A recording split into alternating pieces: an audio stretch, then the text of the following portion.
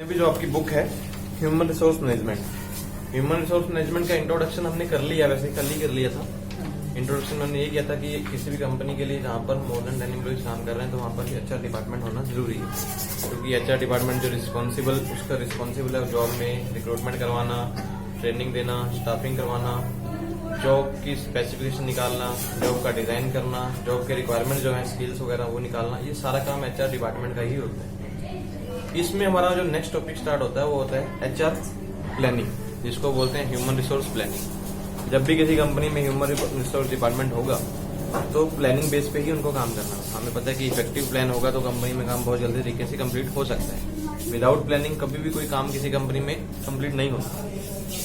तो सबसे पहले बात करते हैं प्लानिंग क्या है। Planning play a very vital role in the function of management. किसी भी कंपनी की मैनेजमेंट में प्लानिंग एक बहुत ही मेन रोल अदा करती है। अगर प्लानिंग प्रॉपर की गई होगी तो काम जो है टाइम पर कंप्लीट हो जाएंगे, टाइम पर ऑब्जेक्टिव अचीव कर लिए जाएंगे, कंपनी अपनी कॉस्ट को भी रिड्यूस कर सकती है।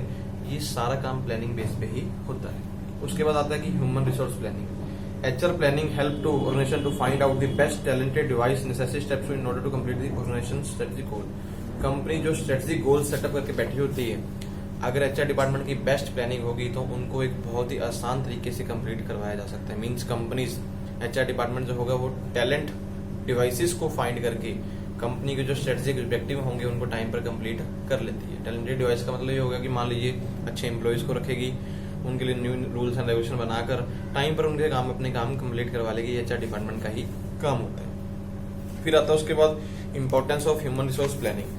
अगर किसी कंपनी में ह्यूमन रिसोर्स प्लानिंग की गई है तो उसका इंपॉर्टेंस क्या होंगे। एक तो हम बोल सकते हैं easily achievement of objective, time save कर सकते हैं हम लोग, कंपनी के ऑब्जेक्टिव टाइम पर कंप्लीट हो जाएंगे, टाइम सेव कर सकते हैं। रिड्यूस कंपनी की कॉस्ट, जो कंपनी के ऊपर डिफरेंट टाइप्स ऑफ कॉस्ट लगती हैं उनको भी रिड्यूस किया जा सकता है। प्लस रिड्यूस कंपनी में आइडल टाइम, लेबर टर्नओवर, ये सारा कुछ कंपनी में इजिली बेस पे रिड्यूस कर सकती है अगर प्रॉपर ह्यूमन रिसोर्स की प्लानिंग हुई होगी।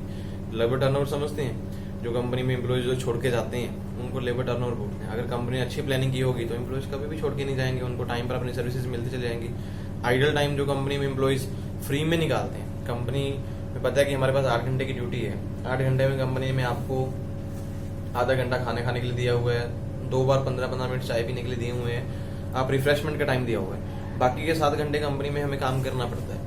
लेकिन उसमें भी कुछ एम्प्लॉयज ऐसे होते हैं कि बीच बीच में अपनी जगह छोड़ के जाना, बार बार पानी पीने चले जाना, या कहीं चले जाना, कि फोन आ गया तो फोन यूज करने लग जाना, काम को छोड़ देना, जिसके लिए कंपनी को पैसे पे करने पड़ते हैं। तो वो जो एक्स्ट्रा टाइम कंपनी में एम्प्लॉयज निकालते हैं उसको आइडल टाइम बोलते हैं। तो कंपनी अगर प्रॉपर प्लानिंग करके बैठी होगी तो आइडल टाइम भी रिड्यूस हो सकता है, कंपनी की कॉस्ट जो है ऑटो मोड पे ही कम हो जाएंगी। कंपनी में हमेशा टैलेंटेड एम्प्लॉयज लगातार जुड़े रहते हैं, ये कंपनी में प्लानिंग के अकॉर्डिंग ही हो सकता है। अगर किसी कंपनी में ह्यूमन रिसोर्स प्लानिंग करने जाएंगे तो उसकी प्रोसेस है, डिफरेंट टाइप्स ऑफ स्टेप हैं। कौन कौन से स्टेप में प्लानिंग होगी। सबसे पहला स्टेप उन्होंने लिखा कि HR need and supply forecast. सबसे पहले एचआर डिपार्टमेंट देखेगी उनकी जरूरत क्या है, उनको किस बेस पे ऊपर काम करना है। ये सबसे प्लानिंग का प्रोसेस है कि एचआर डिपार्टमेंट को देखना पड़ेगा कि उनको किस चीज की जरूरत है, जिसके ऊपर उन्होंने कोई स्ट्रेटजी बनानी है। दूसरा होगा कि एचआर प्रोग्रामिंग। जब कंपनी में एचआर डिपार्टमेंट को पता लग जाएगा कि हमें किस चीज की जरूरत है तो उसके बाद वो प्रोग्रामिंग सेटअप करेंगे। मान लो एचआर डिपार्टमेंट मान के चलता है कि हमें न्यू एम्प्लॉयज रखने हैं, तो न्यू एम्प्लॉयज के लिए प्रोग्रामिंग क्या होगी। पहले तो डिसाइड करेंगे कि इंटरव्यू शेड्यूल कैसे सेटअप किया जाएगा, इंटरव्यू लेंगे तो किस हिसाब से लेंगे, इंटरव्यू में लेने के प्रोसेस क्या क्या होंगे। स्क्रीनिंग इंटरव्यू होगा, फेस टू फेस इंटरव्यू होगा, क्वेश्चनर इंटरव्यू होगा, डायरेक्ट इंटरव्यू होगा। मतलब काफी टाइम का इंटरव्यू कंपनी वगैरह सेटअप कर लेंगे, वो प्रोग्रामिंग बोलेंगे। उसके बाद एचआर प्लानिंग को इम्प्लीमेंटेशन, जो कंपनी ने प्रोग्रामिंग सेटअप की होगी उसको इम्प्लीमेंट कर देंगे। मान लीजिए हमने डिसाइड कर लिया कि हम लोग इंटरव्यू रखेंगे, इस तारीख रखेंगे, तो इम्प्लीमेंट कर देंगे। मींस नोटिस निकाल देंगे सभी एम्प्लॉयज को, जिनको भी जरूरत है सबके पास इन्फॉर्मेशन पहुंच जाएंगे अपने अपने एम्प्लॉयज को। जो अपने जान पहचान उनको बंदा बता सकता है कि कंपनी में इंटरव्यू इस दिन रखा है तो बंदे आएंगे। उसके बाद कंट्रोल एंड इवोल्यूशन। कंपनी में जितने लोग भी इंटरव्यू देने के लिए आएंगे, हमने एग्जाम्पल इंटरव्यू ली है तो कंपनी उन सब लोगों को कंट्रोल में रखेगी कि इधर उधर ना भागे, उनके लिए जगह सेटअप करी होगी, वहां पर बैठे। प्लस उनको इवेल्युएट करने का काम कंपनी उसी टाइम पे स्टार्ट कर देगी। कई बार तो इवेल्युएशन गेट पे ही स्टार्ट हो जाती है कि जो बंदा गेट से एंट्री ले रहा है वो किस तरह से ले रहा है। कुछ लोग जैसे गेट पे भागते चलते आ रहे हैं, एक दूसरे को थप्पड़ मारते जाते हैं, चलो भाई अंदर कंपनी में इंटरव्यू है ना। लेकिन हमारा इंटरव्यू तो कई बार गेट से स्टार्ट हो जाए, तो कुछ लोगों को तो कंपनी गेट से ही रिजेक्ट कर देते हैं, क्योंकि आने के तरीके से, कंपनी में बैठने के तरीके से वहीं पर इंटरव्यू में सेटअप हो जाता है कई लोगों का। तो अगर कंपनी ने ऐसा इंटरव्यू नहीं रखा तो फिर इवेल्युएट करेंगे फेस टू फेस इंटरव्यू में, काफी बार क्वेश्चनिंग होगी जिससे आपके आंसर ले जाएंगे, उस पर चेकलिस्ट रखेंगे, जिनकी चेकलिस्ट अच्छी होगी उन एम्प्लॉइज को हायर कर ले जाता है। लास्ट में आता है सरप्लस एंड शॉर्टेज। फिर कंपनी हमें देखती है कि एक्चुअल में जो हमने प्रोग्रामिंग की थी उसमें हमें कितना बेनिफिट हुआ या फिर शॉर्टेज हुआ। ये कंपनी की जो प्लानिंग प्रोसेस है वही है। सरप्लस का मैनेजमेंट होगा कि कंपनी जो टारगेट सोचा था कि हमने इतने एम्प्लॉइज रखने हैं एफिशिएंट वाले, अगर तो वो मिल जाते हैं या फिर उससे ज्यादा भी पर्सन मिल जाते हैं। सरप्लस कई बार आ जाता है कि हमने जितने 10 एम्प्लॉइज रखने थे, हमारे पास जो सिलेक्टेड हुए वो 15 हो गए, तो ये सरप्लस है। इनको 15 को एडजस्ट करना है या फिर इनमें से कुछ लोगों को छोड़ना है, वो कंपनी डिसाइड करेगी। कई बार होता है कि 10 लोग चाहिए थे, पूरे इंटरव्यू में हम 10 लोग भी फाइंड नहीं कर पाए, 7-8 मिले हैं, 3 लोगों की जो कमी है उसको कैसे दोबारा से पूरा किया जाए। ये सारा जो प्रोसेस है कंपनी का एचआर प्लानिंग का ही प्रोसेस होता है। Human resource demand forecasting techniques. Human resource में जो कहता है डिमांड बेस पे जो फोरकास्टिंग होती है, डिमांड बेस पे ही होती है। ऐसा हम तो नहीं बोल सकते एचआर डिपार्टमेंट में कुछ भी एचआर डिपार्टमेंट अपनी मर्जी से करने बैठ जाएंगे। हमेशा एचआर डिपार्टमेंट जो मैनेजमेंट पर्सन होंगे उनको डिमांड्स मिलती है कि हमारी प्रोडक्शन डिपार्टमेंट में, सर्विस डिपार्टमेंट में, पैकिंग डिपार्टमेंट में जिस तरह के एम्प्लॉयज की डिमांड है उसके लिए कौन कौन सी वो टेक्निक्स देखते हैं। सबसे पहले टेक्निक्स है मैनेजमेंट जजमेंट बेस पे काम करते हैं। जजमेंट बेस का मतलब होगा कि बॉटम अप अप्रोच, जो आपके लोअर लेवल लोग काम कर रहे हैं उनसे अप्रोच करेंगे वो भी आपको काम को कंप्लीट करने के लिए कैसे पर्सन चाहिए, तो एचआर मैनेजमेंट उसी तरह के पर्सन फाइंड करके देता है। दूसरी आती है top down approach. Top management को ऐसा लगता है कि इस तरह के एम्प्लॉयज हमारी कंपनी में लेके आओ जो कंपनी में काम कंप्लीट करते हैं। जैसे अभी मान लीजिए सुपरवाइजर रखना है, किसी को मैनेजर रखना है, ये टॉप मैनेजमेंट खुद ही रखती है। उनको ऐसा लगता है कि मैनेजर ऐसा होना चाहिए, सुपरवाइजर ऐसा होना चाहिए, उसके बाद स्किल्स होनी, टॉप मैनेजमेंट ही रखेगी। बॉटम अप्रोच की होगी, जो एम्प्लॉयज काम कर रहे हैं उनको लगता है कि कोई एम्प्लॉयज छोड़ के जा रहा है, उसकी जगह में हमें कैसा एम्प्लॉयज चाहिए, तो मैनेजमेंट उनसे इन्फॉर्मेशन ले सकती है, क्योंकि वो जजमेंट होती है। एक होता है पार्टिसिपेटिव, जब एम्प्लॉयज को खुद पार्टिसिपेट करने का चांस दिया जाता है कि आप आइए कंपनी में इंटरव्यू दीजिए, आप में से जो हमें बेस्ट टैलेंटेड पर्सन लगेंगे उनको हम सिलेक्ट करके कंपनी में रख लेंगे। उसके बाद आता है ratio trend analysis. Ratio trend analysis की जिस तरह का मार्केट में ट्रेंड, जो हमारी कंपनी में ट्रेंड चल रहा है काम करने का, जिस तरह का तरीका, हमें उसी तरह का पर्सन चाहिए जो हमारे लिए वो सारे काम कर सके। बस जैसे हम इंटरव्यू में बहुत सारे क्वेश्चन होते हैं कि आपने पिछली कंपनी की छोड़ी, बहुत सारे पर्सन बोलते हैं कि कंपनी में भाई काम ज्यादा करवाते थे। मैंने कल भी एग्जाम्पल दी थी, बंदा बोले कि हमारी कंपनी में भी ऐसा हो सकता है कि आपको 8 की जगह 9 घंटे कई बार काम करना पड़ सकता है, क्या आप करवाएंगे? नहीं कर पाएंगे। वहाँ पे आंसर देखे जाएंगे। जो बंदे पहले ही बोलते हैं कि वो कंपनी तो हम इसलिए छोड़ के आए हैं भाई हम नहीं काम कर सकते, मे भी हमारी कंपनी में भी काम नहीं करेंगे, उनको तो पहले ही इग्नोर कर देते हैं। या फिर कई बार बोल देते हैं कि भाई शॉर्टेज हुई तो सैलरी, कई बार हमारी कंपनी में हम बोले कि पिछली कंपनी में सैलरी 1-2 महीने देते नहीं थे, पूछेंगे क्यों नहीं देते थे? भाई उनका लॉस होता था, कुछ भी है। बोले कि कल को हमारी कंपनी में लॉस हो गया तो हम भी रखेंगे, क्या आप जुड़ोगे नहीं जुड़ोगे? तो वो रेशियो चेक करते हैं कौन बंदा कितने % तक हमारे लिए जरूरी है, कौन बंदा कितने % हमारे लिए जरूरी नहीं है। उसके बाद रेग्रेशन एनालिसिस। रेग्रेशन एनालिसिस क्या होता है? 2 वेरिएबल्स जो जब आपस में रिलेशनशिप दिखाया जाता है, x on y, y on x, शायद में भी आपने रेग्रेशन एनालिसिस या कोएफिशिएंट ऑफ कोरिलेशन किया हो टॉपिक, तो उसमें क्लियर होता है। ये आपका मोस्टली इकोनॉमिक्स में आता है। रेग्रेशन होता है कि 2 वेरिएबल में आपस में रिलेशनशिप दिखाना, x on y, y on x का मतलब। तो कंपनीज वाले भी रेग्रेशन एनालिसिस भी करते हैं, जब देखा जाएगा कि हमें एक्चुअल में किस चीज की जरूरत है, देखेंगे जिस पर्सन को लेके आना चाहिए वो हमारे साथ किस काम के लिए जरूरी है, क्या पर्सन और काम भी कर पाएगा कि नहीं कर पाएगा, रिलेशनशिप आपस में देखे जाते हैं। वर्क स्टडी टेक्निक्स, काम को कंप्लीट करने के लिए पहले काम की स्टडी करी जाएगी, किस तरह का पर्सन चाहिए। वैसे जिसको हम बोल सकते हैं जॉब को डिजाइन करना, जो कंपनी ने नया जॉब रखा है या किसी जॉब पे पर्सन को रखना चाहते हैं उसका डिजाइन पहले कर लेंगे वो, बीच में कौन कौन से काम होंगे जो एम्प्लॉयज करेगा, हमें उससे वैसा पर्सन चाहिए। मान लो किसी कंपनी में अकाउंटेंट चाहिए, अकाउंट्स पर्सन चाहिए। अभी अकाउंटेंट तो बहुत सारे काम करने वाले होते हैं। कोई अकाउंटेंट ऐसा होता है जिसको सिर्फ एंट्री डालनी आती है, कोई अकाउंटेंट जिसको बैंक मैच करना आता है, कोई अकाउंटेंट जिसको परचेज का पता है, कोई सेल का, कुछ ऐसा होता है कि मल्टी वर्क वाला अकाउंटेंट सभी काम कर सकता है। तो जब हम किसी कंपनी में इंटरव्यू देने जाएंगे तो वहाँ पे हमने अपने पहले से डिजाइन किए होंगे कि हमें पर्सन वो चाहिए भाई जो गवर्नमेंट की जो रिटर्न है जीएसटी की वो फिल कर सके। अभी कोई अकाउंटेंट ऐसे भी होते हैं जिनको जीएसटी का नहीं पता होता, वहाँ पे मंगाना, ये सभी चीज पहले से डिसाइड कर ली जाती है। फिर आते हैं दिल्फी टेक्निक्स, ये भी डिमांड बेस पे होती है। दिल्फी टेक्निक्स क्या होती है? एक्सपर्ट पर्सन कंपनी में इकट्ठे कर लिए जाते हैं, उनको बिठा के एक राउंड टेबल पे डिसाइड किया जाता है कि हमें किस तरह का कोई काम करना है, जो डिमांड है हम उसको कैसे कंप्लीट कर सकते हैं। ये दिल्फी टेक्निक्स भी कंपनी यूज करती है। हम ऐसे बोल सकते हैं कि कंपनी के डिफरेंट डिपार्टमेंट में से एचआर मैनेजमेंट वाले सभी पर्सन को बुलाएंगे, मीटिंग करेंगे, तो मीटिंग करने में डिसाइड करेंगे कि हमें किस प्रकार के पर्सन चाहिए, हम आपको वैसे प्रोवाइड करेंगे। मे बी मैं आपको एग्जाम्पल दूं तो बैंक की जॉब के बारे में तो आप सब लोगों को पता है, ये भी क्लर्क की जॉब निकलती है या फिर प्रोबेशनरी ऑफिसर की निकलती हैं। जो बैंक के एग्जाम होते हैं सेपरेट बैंक वाले एग्जाम नहीं करवाते। कोई बैंक ऑफ इंडिया अलग करवा रहा है, पीएनबी वाला अलग करवा रहा है, सिर्फ स्टेट बैंक ऑफ इंडिया जो अपना एग्जाम अलग से अकेला करवाता है। अभी बाकी जितने बैंक हैं वो एक संस्था के साथ जुड़े हुए हैं, IBPS, इंटेलेक्चुअल बैंकिंग पर्सनल ऐसी संस्था, उसका फुल नेम है। वो संस्था क्या करती है, साल में एक बार सभी बैंकों के साथ मीटिंग कर लेती है, एक बार या 2 बार, कि जो भी बैंक हमारे साथ जुड़े हुए हैं आप हमें बताइए कि आपको कितने एम्प्लॉयज चाहिए और किस तरह के एम्प्लॉयज चाहिए। हम पेपर रखेंगे, साल में एक बार होता है IBPS का एग्जाम, उसमें ऑल ओवर इंडिया में नोटिफिकेशन निकलती है। जो भी बंदे बैंकिंग सेक्टर में क्लर्क में जाना चाहते हैं वो IBPS एग्जाम दे सकते हैं, और जो टॉप में क्लियर करेंगे वो ऑटोमोड पे सिलेक्ट हो जाते हैं। डिफरेंट बैंक में भेजने का काम IBPS का होता है। वो इंटरव्यू लेते चले जाते हैं, जिस एम्प्लॉयज को लगता है उस बैंक में भेजना उधर भेज देंगे, जिसको लगता है उधर भेजना उधर भेज देंगे। इस तरह से वो डिलीवर करते हैं। तो ये डिल्फी टेक्निक ही होती है कि हमने सभी बैंक के एक्सपर्ट पर्सन को बुलाया, जिस तरह के टैलेंट हमें चाहिए थे वो लिस्ट बना ली, और बाद में वो लिस्ट के अकॉर्डिंग सभी लोगों को उसके जो डिवाइसेज हैं उनको प्रोवाइड करवा देना। फिर आता है फ्लो मॉडल। फ्लो मॉडल का मतलब होता है कि टाइम पीरियड के अकॉर्डिंग जो हमें बेस्ट रिजल्ट दे सके, हम उस मॉडल के हिसाब से चलेंगे। मैं एग्जाम्पल लूंगी, सिंगल पर्सन मल्टीपल वर्क करने वाला है तो उसको रख लेंगे, सिंगल पर्सन सिंगल काम करने वाला उसको पहले साइड में रखते हैं। बाय द वे अगर हमें मल्टीपल वाला ऑप्शन वाला पर्सन ना मिला तो जो काम हमने काम कंप्लीट करवाना है वो पर्सन डिवाइस हम रख लेंगे। अदरवाइज मान लीजिए आप इंटरव्यू देने के आप बोल दो कि मैं सिंगल सिर्फ HR में सैलरी बना सकता हूँ, हरिओम जा रहा तो हरिओम बोल रहा है कि सैलरी भी बनाऊंगा, ओवर टाइम भी बनाऊंगा, ESI PF सब कुछ देखूंगा, तो भाई आप सैलरी वाले को छोड़ेंगे, उसको रखेंगे, उतनी सैलरी में बंदा सारे काम करने वाला है। तो ये फ्लो मॉडल के अकॉर्डिंग भी कंपनी में काम चलता है। ये सारे HR डिमांड जो HR डिपार्टमेंट है डिमांड के अकॉर्डिंग ये सारे काम भी करते हैं। उसके बाद आता है टेक्निक्स, तो हमने पढ़ी ली है ये वाली। Human resource planning involves. Human resource planning में क्या क्या चीजें इन्वॉल्व होती हैं, उन्होंने आगे फैक्टर लिखे हैं कि अगर ह्यूमन रिसोर्स प्लानिंग करने जाएंगे तो उसमें ये सारे फैक्टर इन्वॉल्व होते हैं। कौन कौन से? सबसे पहले थे types and strategy of the organisation.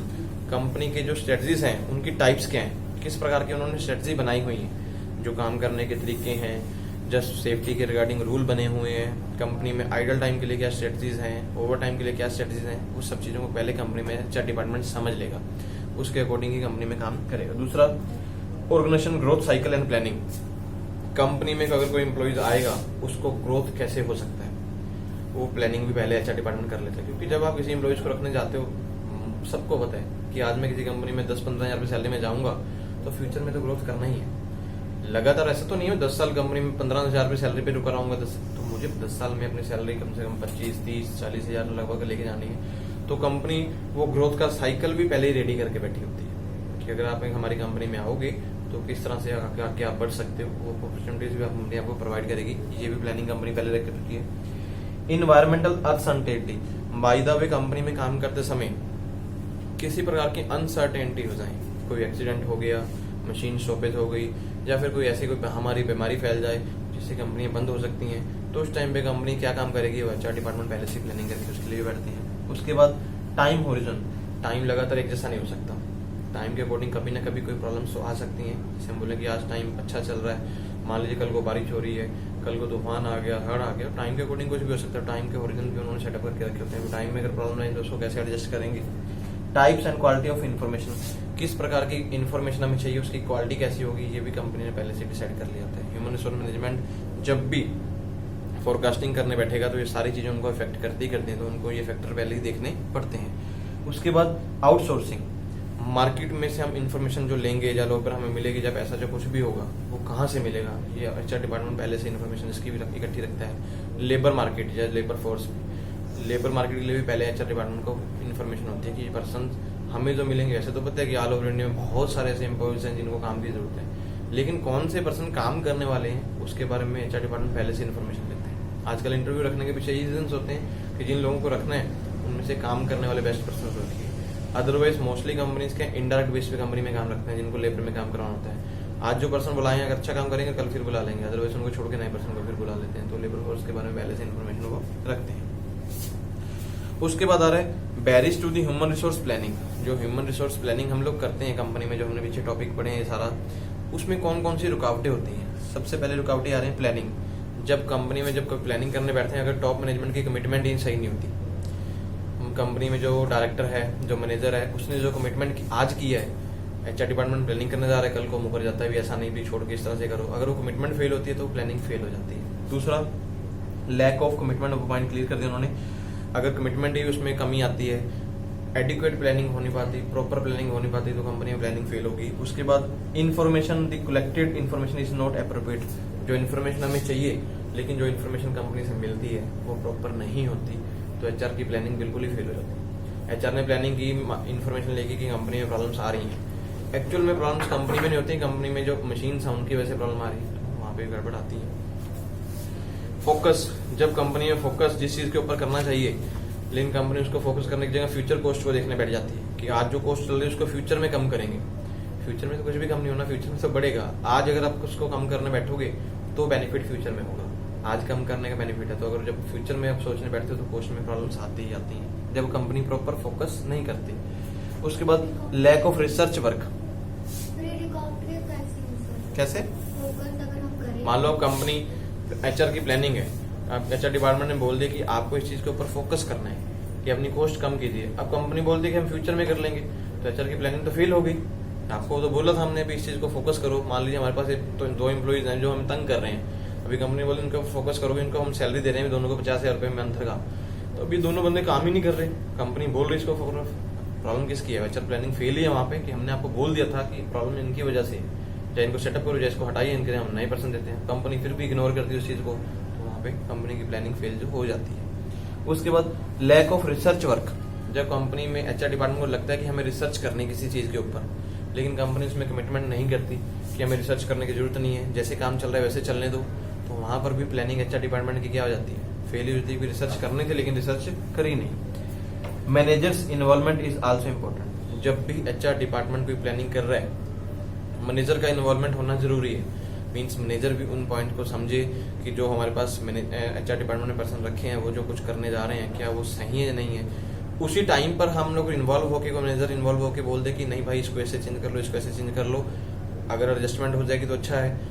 जब एचआर डिपार्टमेंट ने प्लानिंग कर ली, मैनेजर था नहीं उस टाइम पे, मैनेजर बाद में आता है, प्लानिंग अभी इम्प्लीमेंट करने का टाइम आया हो भी ये काम ऐसे करना है, लेकिन मैनेजर आके बोलता है कि ये काम तो ऐसे करना नहीं, तो कंपनी ने वो इम्प्लीमेशन करने के टाइम से पहले जो प्लानिंग की थी वो जो कॉस्ट उसमें जो कंपनी की लगी वो तो व्यर्थ चली गई, क्योंकि एचआर डिपार्टमेंट नए सिरे से दोबारा से काम करेगा। तो इन्वॉल्वमेंट होना जरूरी है, अगर मैनेजर नहीं आएगा तो प्लानिंग फेल हो जाती है। उसके बाद आती है क्वालिटी। जो क्वालिटी सर्कल सेटअप किया जाता है प्लानिंग में, अगर वो क्वालिटी फॉल्स हो जाती है तो भी कंपनी की प्लानिंग जो है फेल हो जाती है।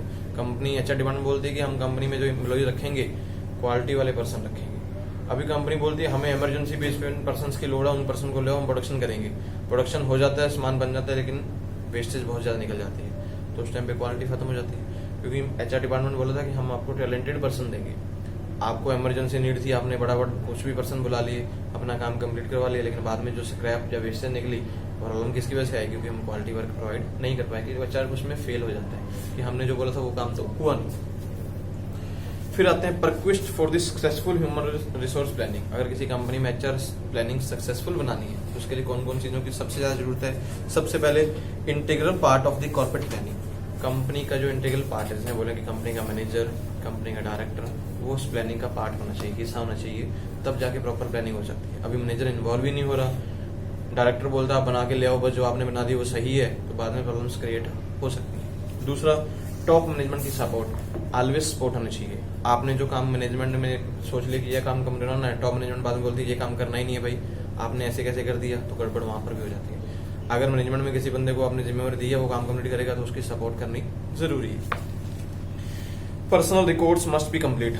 हर एक बंदे के पर्सनल रिकॉर्ड भी कंप्लीट होने चाहिए। मींस एचआर प्लानिंग जब भी कोई काम हो रहा है उसके प्रॉपर रिकॉर्ड, पर्सनल का मतलब ये नहीं कि अलग अलग बंदे के रिकॉर्ड, एचआर में जब प्लानिंग की जा रही है उसका प्रॉपर रिकॉर्ड भी होना चाहिए।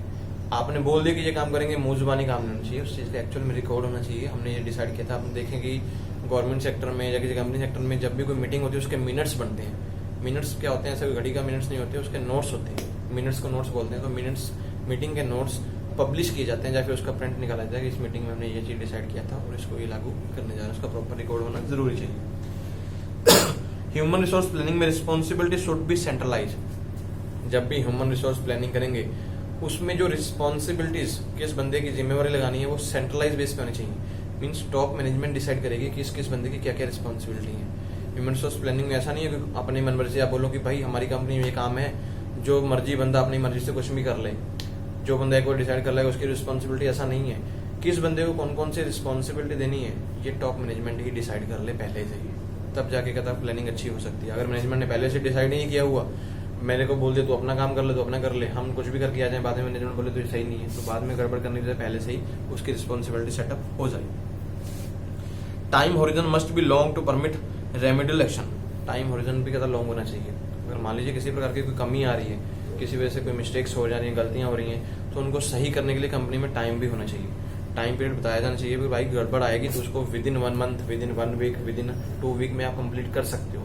ऐसा नहीं है कि बंदे को बोला जाए भी गड़बड़ हुई तो उस बंदे को बोले हटाओ इस बंदे को, इसकी जगह नए पर्सन लेके आएंगे। ऐसा नहीं, कंपनी मोस्टली ऐसे ही करती है। कंपनी में एम्प्लॉइज कई बार नेग्लिजेंस की वजह से या इनकरेक्टिव एक्शन की वजह से कंपनी में नुकसान हो जाता है, तो एम्प्लॉइज को निकालते नहीं है। वो जो टैलेंटेड पर्सन होते हैं वो लोग कोई बात नहीं भाई, आपके पास टाइम है, इस चीज को सही कर लो, अगर सही हो सकता है तो हमारा बेनिफिट है, आपका भी उसमें बेनिफिट है।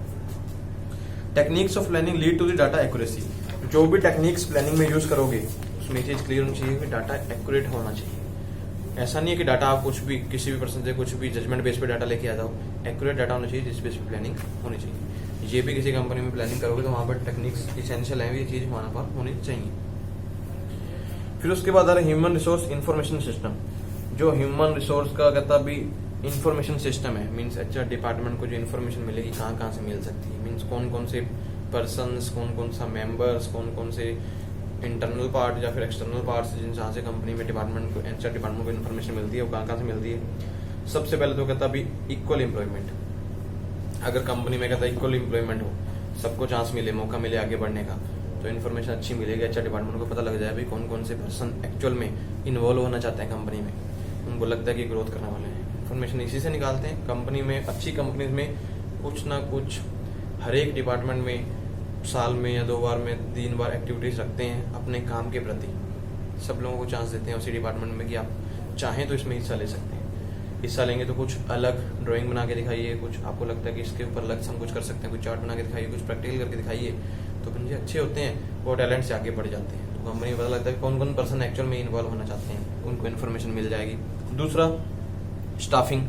अगर कंपनी में जब स्टाफिंग करते हैं हम लोग, मान लीजिए जिस पर्सन को जिस जॉब पे छोड़ा जाता है वहां से भी कंपनी को इन्फॉर्मेशन मिल जाती है। मुझे लगा कि मैंने कंपनी में बंदा रखा कि कंपनी में पेरोल बनाएगा, सैलरी बनाएगा। अभी बंदा जब सैलरी बनाने जा रहा है किस तरह से सैलरी बना रहा है, किस तरीके से बना रहा है, उसके जो रिस्पॉन्सिबिलिटी तो वो कवर कर रहा है या नहीं कर रहा है, उसकी इन्वॉल्वमेंट कैसी है, तो वहां से भी कंपनी को इन्फॉर्मेशन मिल जाती है। उसके बाद एचआर डेवलपमेंट। अगर कोई पर्सन एचआर डेवलपमेंट में है, मान लो एचआर डिपार्टमेंट में कोई बंदा आगे बढ़ रहा है या फिर एचआर डिपार्टमेंट का दायरा आगे बढ़ाया जा रहा है, पहले 2 पर्सन थे अब 2 से 3 हो गए, 3 से 5 हो गए, अगर वो डेवलपमेंट हो रही है तो उससे भी हमें इन्फॉर्मेशन मिलेगी। कोई न्यू पर्सन आएंगे, न्यू टैलेंट आएंगे, वो हमारे लिए अच्छा काम करेंगे। उसके बाद बेनिफिट्स कंपनसेशन। अगर मान लीजिए कंपनी में एम्प्लॉयज को जो बेनिफिट पहले से बताए जाए कि आपको कंपनी में काम करने के बेनिफिट हैं, कितने एम्प्लॉयज काम कर रहे हैं, या फिर कंपनी में एम्प्लॉयज ही बताएं कि इस कंपनी में हमें क्या क्या बेनिफिट मिल रहे हैं, उससे इन्फॉर्मेशन मिलती है। जो जो मुआवजे कंपनी में प्रोवाइड किए जाते हैं उससे भी इन्फॉर्मेशन मिलेगी, क्योंकि जब आपकी कंपनी में जो मुआवजे मिलेंगे किस बंदे को कितनी इन्फॉर्मेशन हमें मिल जाता है। उसके बाद हेल्थ एंड सेफ्टी। अगर कंपनी में हेल्थ एंड सेफ्टी के रिगार्डिंग किसी बंदे को आप सर्विसेज प्रोवाइड करोगे तो वहां से भी कंपनी में इन्फॉर्मेशन मिलेगी।